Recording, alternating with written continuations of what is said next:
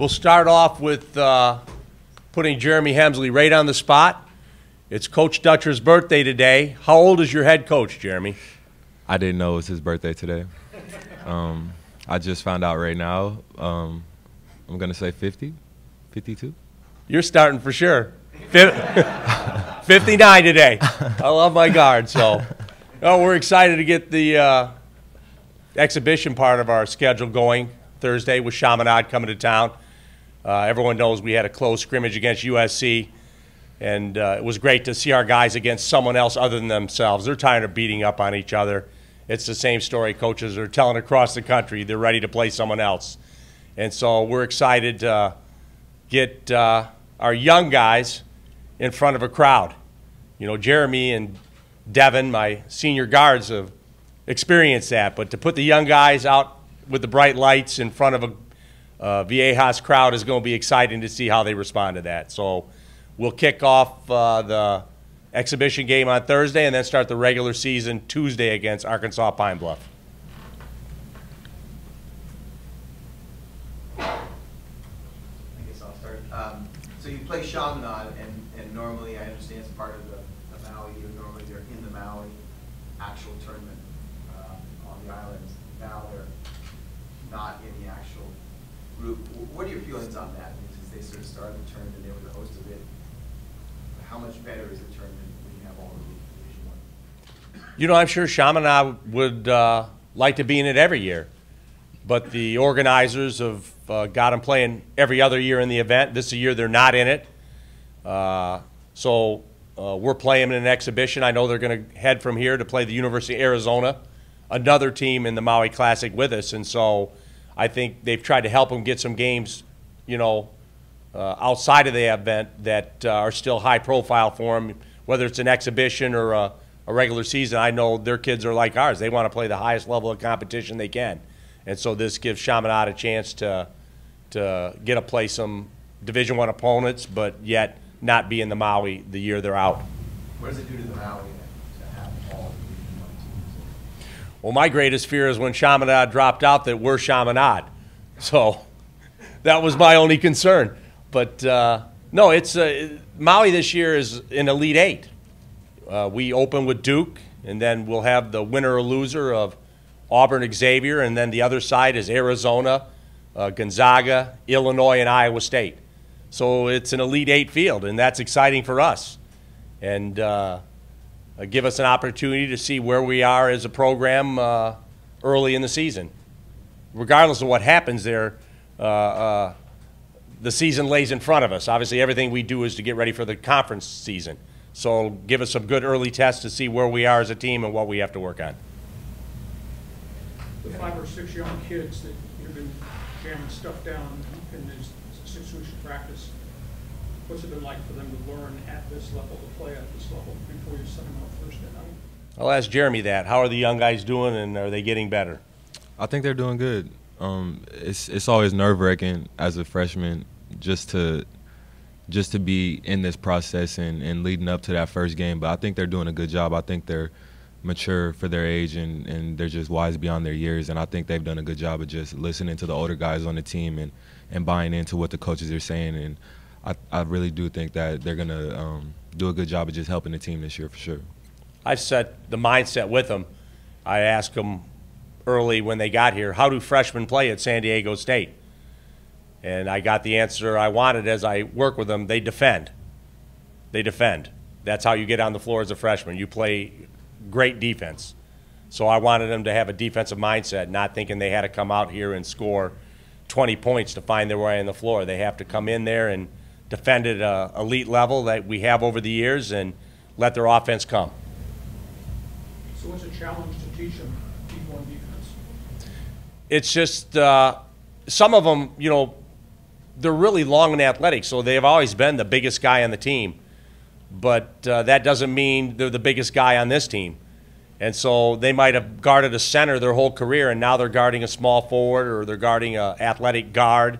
And 6'6" isn't the tallest kid on the team anymore. And so they have to guard on the perimeter.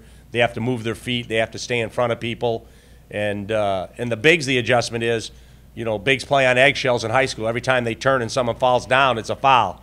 So now they get to use those bodies that they've been blessed with and play a more physical brand of basketball.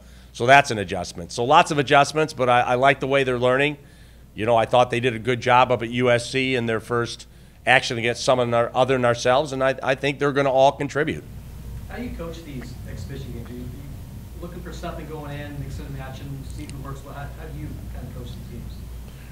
Well, up at USC, I wasn't really concerned with playing my best players the significant minutes. I wanted to play the guys that probably aren't going to get a lot of minutes to see what they're like in a game situation, because I already know what I'm going to get from Jeremy and Devin and some of my veterans. So I played the young guys maybe a little more than I would in a regular game to start, just to see how they respond. And then defensively, I did a few things at USC that, you know, I wanted to see if we were good at it, whether it be the post double.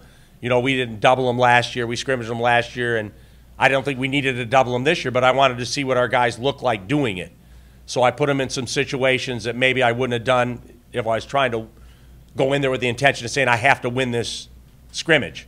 You know, so I'll do the same thing against Chaminade. I'll play all my healthy players. You know, hopefully it's 10 guys will be available, and I'll throw them all out there for significant minutes and not worry about the result, but worry about how they look leading into our season opener.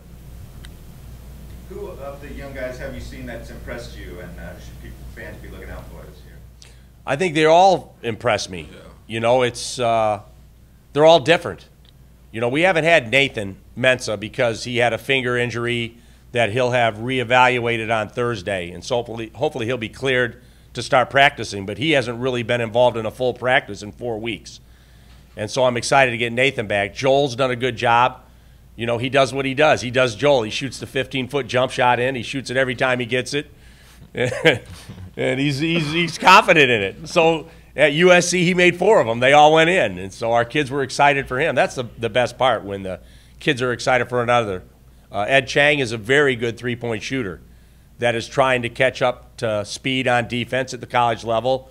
Agwukarop is long and is probably the most able to contribute right away, in my estimation, because he guards at a level and he rebounds. He's a special rebounder. So he goes every time. He's long. He's got a 7'1" wingspan, and I think, you know, he's the most versatile probably to help us at both ends. So I think they're all able to contribute. And obviously Adam Seiko, our redshirt freshman from last year, was a little nervous in the first half at USC, but then settled in and made a couple threes and guarded like I knew he could guard. And so they're all feeling their way, and they're gaining my confidence, which is the most important thing. Jeremy, are you aware of the history of Chaminade and you respond to many people consider it the biggest upset in college basketball? I've actually watched a lot of their games since even before I came to college. I was always seeing them upsetting that top team, or just that top team taking them for granted or taking them lightly, and I know that's not something we could do. I know a lot about them for sure. You know about the Virginia game? Yeah, I saw that game. I watched that game. You had to watch it on replay. How old were you when that happened? Hey, my goodness. Ralph Sampson. I remember it. Ralph Sampson. I think there were only 4 channels when that game was played. Yeah.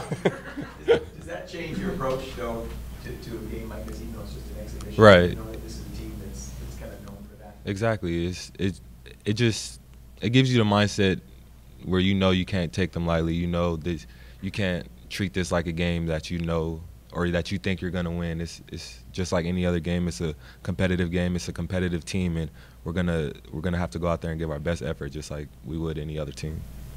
Charlie, what does it mean to wear the badge that says leader? What did you learn the most from Trey Kell over the last couple of years? You said what did I learn?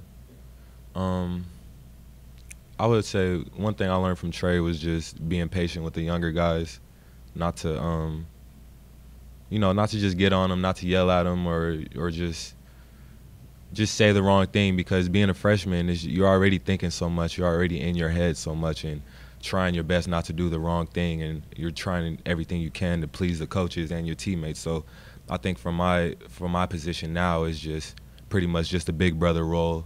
I'm there to calm the guys down, or just maybe say something that they don't see, or tell them something that the coaches might not have time to say during practice, just because of the speed of practice. So I think my role is just really to just be that big brother and to just be that person that the younger guys can lean on. Jeremy, how have you seen Devin grow as both a leader and player on the team during assignment state? I think Devin is completely different as far as when it comes to the player he is now and the person that he is now. I think everything for him is just clear right now, and I think it shows when he's on the basketball court. And another thing that I noticed from Devin is just his leadership skills that he's had this year. I've been impressed by that, and I think that he's done a good job of just keeping his head on his shoulders and just keep being a leader. I really do think Devin has made a complete change, and I think everyone will see it on the court. And Coach, what are your expectations for Devin going into the season? Be a great leader, you know, take care of the basketball, get assists. We know Devin's a scoring point guard. So as a coach, you always walk the line. You want a scoring point guard, and that's what he is. He's a scoring point guard. So there are times he's going to take some shots that are going to be difficult. And I remember at the end of the USC, he shot one probably from 8 feet beyond NBA range. And he went to the bench. It was maybe 6 minutes ago, and I put him on the bench. He says, "Are you going to take me out for taking that shot?" I said, "I'm going to take you out for not making it. So if you make it, I might not have taken you out. But if you take shots like that and miss them, I may take you out." And that's just being honest. So Devin's going to take some hard shots. So, but I want him confident. I want all my guys confident. So as long as we have more assisted baskets than we did last year, then I'm going to be happy. Brian, question about the Washington State transfer. His accomplishments up there, what he's shown you here as a practice player. Is there an intangible value that will make the younger kids on the scout squad better and push your veterans because he is a pretty good player? Yeah, I mean, he's an elite level scorer. And so Jeremy in practice is going to be guarding maybe the best guard he's going to face all year in practice every day. So I know Jeremy makes his life tough. Jeremy's an elite defender, and so to go against Malachi every day, to have to guard him is going to help Jeremy get better. And Malachi can score the ball. It'll be a long year for him, obviously, to sit a full year knowing that you're a really good player is tough on anybody. But it helps his coach sleep at night knowing that when Jeremy and Devin graduate, I'll have a fourth-year junior guard to step into a prominent role in the team next year. Speaking of graduating, Jeremy, how surreal is it that you're at the beginning of your final year here, for you and the other seniors? It's crazy, man, because thinking back to my freshman year, I couldn't even think this far ahead. I never even thought of my senior year, but I'm just trying to just stay in the moment and just really appreciate everything that's here, because it goes by so fast and all of this could be taken away from me tomorrow. So I'm really just trying to just enjoy the moment, just enjoy being around my coaches and my teammates. But like you said, it's surreal, man. I can't believe that I'm a senior, but I know it'll be a memorable one because I feel the best that I've ever felt, and I'm taking everything a day at a time, and I'm really enjoying it. So, Coach, is there something at this point after a month of practice that you feel like you're ahead of where you thought you'd be, and something that you're a little bit behind where you thought you'd be? I think the defense is ahead of the offense right now, in my opinion, and we spend a lot of time on the defense like we always do. Mm-hmm. But offensively, I think the young guys are still trying to learn where they're supposed to be. So sometimes they're in the wrong spot, and spacing's everything. We give them some freedom. Our offense is freedom within framework, so we have some things that we want, but ultimately you end up having to play the game and staying out of each other's way. And sometimes I look up and the freshmen are in someone's way, trying to please me, but in the wrong spot. So that just comes with time and experience. So the more we play, the more they get comfortable, the better we'll be offensively. I like the fact up at USC in the first half we had 14 baskets, 10 of them were assisted. So I know we're playing the right way. But we had 9 turnovers and then only had 4 the second half. So we have to take care of the ball. But a lot of those were youthful mistakes. And like I said, I have 11 eligible players. 8 of them were freshmen or sophomores. So there's a lot of youth on the floor at any moment. So as they get more comfortable and play with greater confidence, then I think the offense will catch up.